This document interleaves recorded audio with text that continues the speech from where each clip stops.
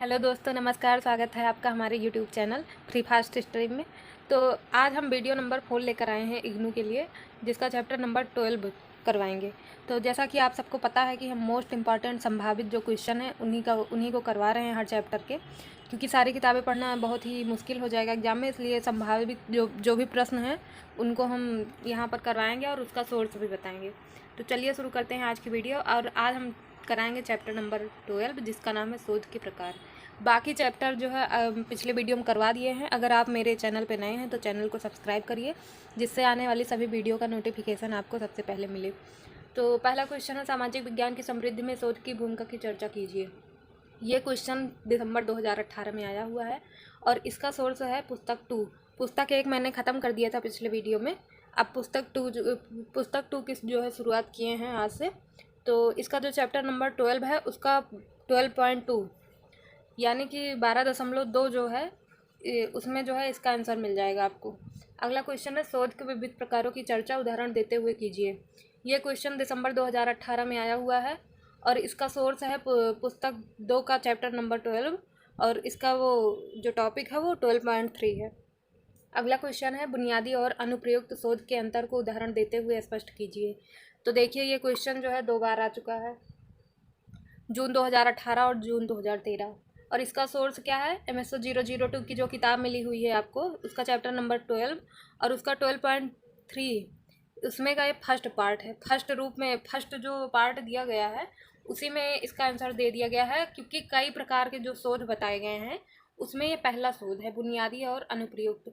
तो इसका जो है कभी कभी दूसरा नाम भी दे देते हैं, तो बुक में आपको दूसरा नाम भी इसका मिल जाएगा, तो बुक देख लीजिएगा आप। अगला क्वेश्चन है आपका, गुणात्मक शोध में नीति संबंधी विचारणीय बिंदुओं की आलोचनात्मक चर्चा कीजिए। तो ये क्वेश्चन देखिए कई बार आ चुका है और रिसेंट में भी आया है ये क्वेश्चन। ये जून 2021 में आया है, जून 2016 में आया है, जून 2020 में आया है। तो 3 बार ये क्वेश्चन रिपीट हुआ है और इसका सोर्स है चैप्टर 12 का ही 12.3 का चौथा नंबर। तो मैंने बताया आपको कि ये कई जो है प्रकार हैं इसके, तो ये चौथा प्रकार है इसका। वहाँ से आपको गुणात्मक शोध नीति का जो है मिल जाएगा। अगला है, सामाजिक शोध क्या है। सामाजिक शोध के कम से कम 2 प्रकारों की उदाहरण चर्चा कीजिए। तो ये क्वेश्चन देखिए दिसंबर 2015, दिसंबर 2013, जून 2020। तो ये क्वेश्चन 3 बार रिपीट हुआ है। अब इससे आप अंदाज़ा लगा सकते हैं कि ये चैप्टर कितना इंपॉर्टेंट है आपके लिए, क्योंकि इसमें से लगभग हर साल क्वेश्चन रिपीट हुए हैं कभी ना कभी। तो ये चैप्टर आप जो है बिल्कुल छोड़ के ना जाइएगा, इसमें से ज़रूर आप 2 से 3 क्वेश्चन ज़रूर तैयार करके जाइएगा। और इसका जो सोर्स है 12.2, 12.3। अगला जो क्वेश्चन है, सामाजिक शोध की प्रकृति एवं विस्तार की चर्चा कीजिए। तो ये दिसंबर 2020 में आया हुआ क्वेश्चन है और इसका जो है चैप्टर 12 का ही 12.2, 12.3। अब आप सोचेंगे कि सारे के सारे जो क्वेश्चन है सबका सोर्स एक ही है। तो जी हाँ, एक ही सोर्स है और आपको पूरा सोर्स पढ़ लेना है, लेकिन आपको जो क्वेश्चन पूछेगा उस क्वेश्चन के हिसाब से आपको आंसर लिखना है। जैसे यहाँ पूछ लिया है सामाजिक शोध क्या है, तो आपको सामाजिक शोध क्या है उसको बताना है। लेकिन जैसे सामाजिक शोध ना पूछ के केवल सामाजिक शोध के प्रकार पूछा है, तो आपको सिर्फ प्रकार बताना है। तो जैसे क्वेश्चन की डिमांड होगी उसी हिसाब से आपको आंसर देना है। जो पूछेगा सिर्फ वही लिखना है, जो नहीं पूछेगा वो नहीं लिखना है।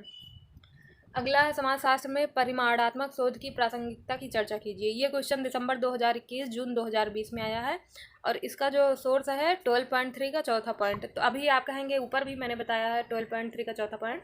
तो ये जो गुणात्मक है और जो परिमाणात्मक है, ये दोनों जो कॉन्सेप्ट है ये कंबाइंड करके दिया गया है बुक में।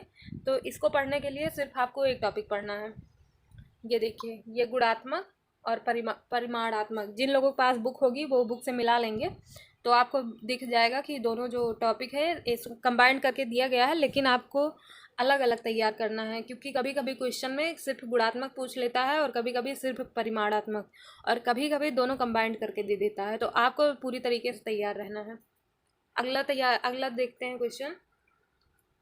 अगला है हमारा चैप्टर नंबर 13। इसमें है शोध की विधियाँ। तो इसमें एक ही क्वेश्चन हमें महत्वपूर्ण लगा, जो कि है सामाजिक विज्ञान शोध में तुलनात्मक एवं ऐतिहासिक विधियों के महत्व पर प्रकाश डालिए। अब ये क्वेश्चन देखिए कितनी बार रिपीट हुआ, बहुत ही ज़्यादा बार रिपीट हुआ है। तो इसमें आपको सिर्फ एक क्वेश्चन तैयार करना है और ये जून 2018, दिसंबर 2017, जून 2015, जून 2014, इतनी बार ये क्वेश्चन आया है। इसका सोर्स है 13.6, चैप्टर नंबर 13 का 13.6। अगला जो है चैप्टर नंबर 14, तो इसमें जो है पहला क्वेश्चन देखते हैं। शोध रूपरेखा या डिजाइन क्या है? तो चाहे रूपरेखा है चाहे डिजाइन है, दोनों का मीनिंग एक ही है। तो थोड़ा थोड़ा आपको इंग्लिश के वर्ड्स पे भी ध्यान देना है, क्योंकि सोशियोलॉजी में इंग्लिश का मीनिंग जो है पता होना बेहद ज़रूरी होता है, क्योंकि कभी कभी हिंदी में कई तरह के शब्द दे देते हैं और इंग्लिश का उसका एक ही शब्द रहता है, तो हम कंफ्यूज हो जाते हैं हिंदी मीडियम वाले। कंफ्यूज नहीं होना है और आपको इंग्लिश भी जानना है कुछ कठिन शब्दों का। तो इसका जो है इसके विविध मूल तत्वों की चर्चा कीजिए।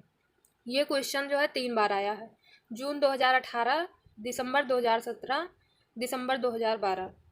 और इसका जो सोर्स है पढ़ने का वो चैप्टर नंबर 14 का 14.1 है। अगला क्वेश्चन है, संक्षेप में नोट लिखिए। प्राक कल्पना या परिकल्पना, इसको आप जो है पहले भी पढ़ चुके हैं, क्योंकि ये मेरे ख्याल से चैप्टर नंबर 11 या 12 में ये टॉपिक था पहले भी। तो यहाँ भी ये टॉपिक है, चैप्टर नंबर 14 में भी है। तो ये जो कॉन्सेप्ट है इसको आप छोड़िएगा मत, इसको पढ़ के जाइएगा, क्योंकि ये कई चैप्टर से बिलोंग करता है और कई बार ये पूछ लेता है संक्षिप्त नोट करके। तो देख लीजिए, जून 2017, दिसंबर 2013 और दिसंबर 2021, 3 बार रिपीट हो चुका है ये पहले भी। और इसका जो सोर्स है ये 14.2 है, चैप्टर नंबर 14 का। अगला देखते हैं, शोध की रूपरेखा क्या है? शोध की रूपरेखा को सूत्रबद्ध करने के बुनियादी चरणों की संक्षेप में प्रस्तुति कीजिए। अब ये क्वेश्चन देखिए 3 बार आया है, दिसंबर 2020, जून 2020, दिसंबर 2021। इसका सोर्स है चैप्टर नंबर 14 का 14.2। तो ये चैप्टर हमें लगता है बहुत ही महत्वपूर्ण है, बहुत ही ज़्यादा महत्वपूर्ण है ये चैप्टर। ये दोनों 12 और 13 दोनों महत्वपूर्ण है।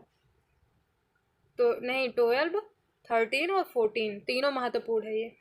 अगला है चैप्टर नंबर 14 और ये उससे भी ज़्यादा महत्वपूर्ण है, ये सबसे ज़्यादा महत्वपूर्ण है। प्रतिचयन विधियाँ और प्रतिदर्श आकार का आकलन। तो प्रतिचयन का जो हिंदी मतलब होता है वो नमूना भी होता है। तो अगर प्रतिचयन ना दे के नमूना दे तो आपको प्रतिचयन ही समझना है। तो प्रतिचयन के विविध प्रकारों की चर्चा उदाहरण देते हुए कीजिए। क्वेश्चन दिसंबर 2018 में आया हुआ है और ये इसका जो सोर्स है पढ़ने का चैप्टर नंबर 15 का 15.3 ये चैप्टर है। अगला जो क्वेश्चन है, प्रतिचयन क्या है, इसके विविध प्रकारों की चर्चा कीजिए। अब ये क्वेश्चन देखिए कितना इम्पोर्टेंट है, इतना ज़्यादा इम्पोर्टेंट क्वेश्चन मैंने आज तक नहीं देखा।